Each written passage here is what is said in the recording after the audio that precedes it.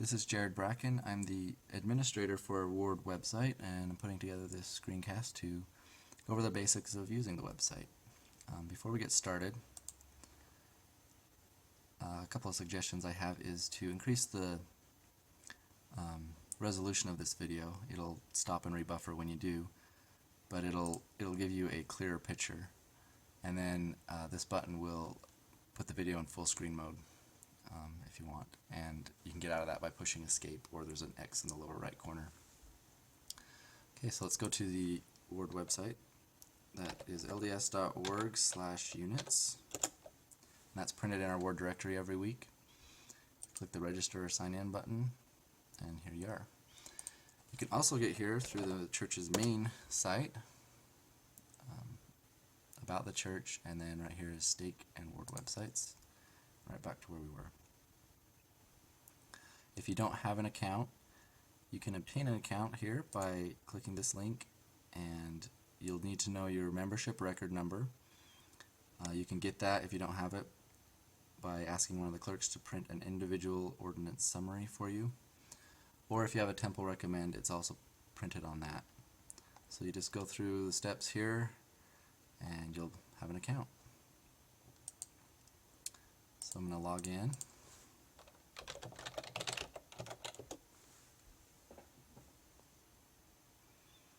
Okay, so here's our website. To the right is a list of upcoming events. There's Ward events, stake events, and church-wide events.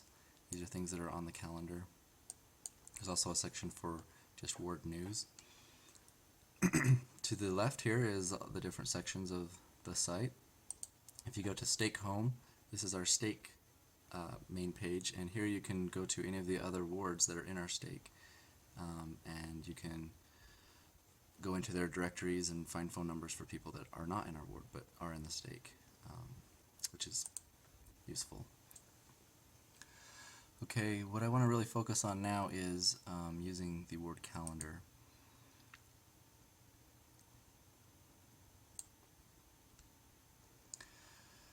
Okay, so the Ward calendar should be a place that everyone can go to and see all of the upcoming events that are happening in the ward and stake. But in order for that to be really effective, we need to have all of the events on the calendar.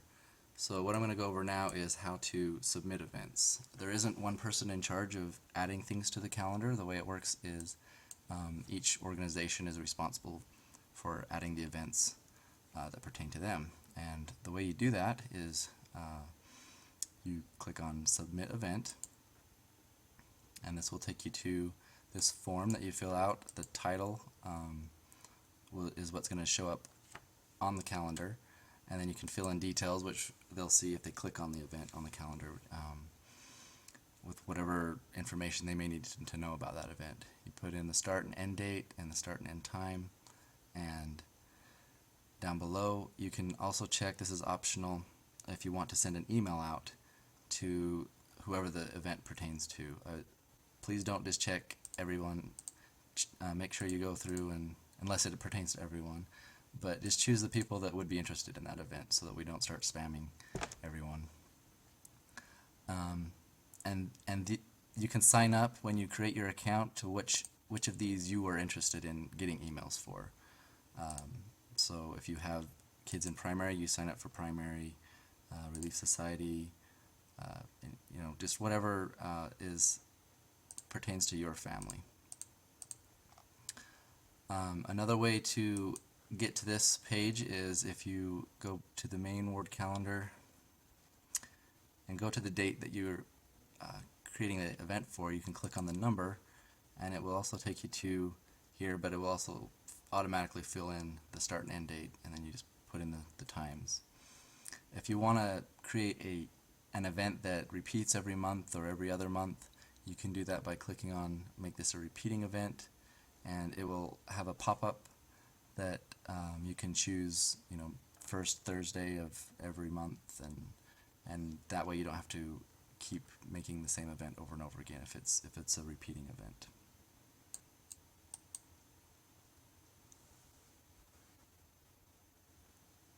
Okay, so since anyone can submit events to the calendar, they don't go directly to the calendar. First they come to the administrator for approval, and that is something that's just I'm looking at to make sure that it's ward related, so that personal items aren't put on the ward calendar. As far as checking times and the accuracy of events, that's not something that I do. I'm just checking that it's an appropriate thing to go on the ward calendar. So one thing that I haven't shown yet is when you're on the calendar page, you can click these events and you'll get a pop-up window that gives you the details of the events, if details were included. So there's also another view of this calendar, which is the view event details, which gives you just the list of all the events and the dates that they take place on, and includes, I think, more of the details here, just right in the same view.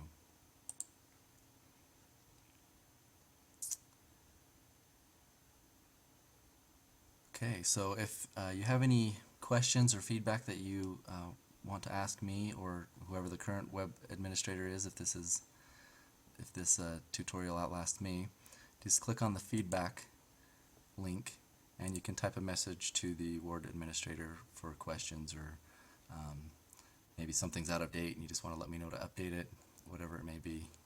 Just the feedback link here will get that message to me. If you have an account that's you haven't used in a while, I would suggest clicking on the update profile, going through and making sure that your email is correct and information on your profile is all up to date.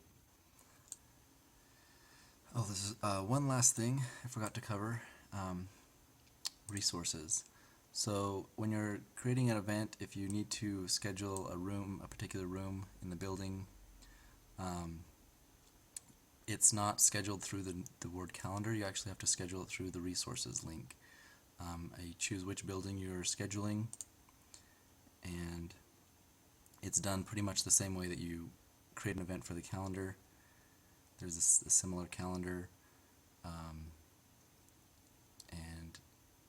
you can just click on whatever date you need to schedule something for. Pretty much add the same details, which room you're scheduling, and there's a stake buildings coordinator that will schedule that for you. So I think I covered everything that I wanted to in this screencast. I know we didn't go into a lot of details on some of this stuff, so maybe we'll do another one of these if there's a need. But this gives you a good overview, I think, of what's on our website and how to use it. And, if you have any questions, feel free to contact me or just send me some feedback right from the website. Thanks. Bye.